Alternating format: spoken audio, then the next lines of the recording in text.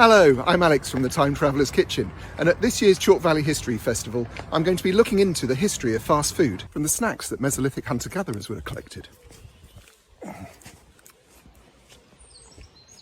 to the fast food of today. And I'll be asking questions along the way, such as why were there so many cafes in ancient Pompeii? And why it's ill-advised to sail a boat towards the exploding mountain.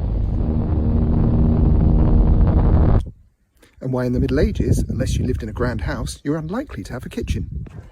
We'll also be looking at the progression of fast food through the ages, such as why did children collect winkles from the shore to sell in paper bags? And why, during the Second World War, despite the fact that everything else was rationed, you could still get fish and chips. And how did we go from amazing ancient Roman flatbreads filled with cured meats and vegetables to this?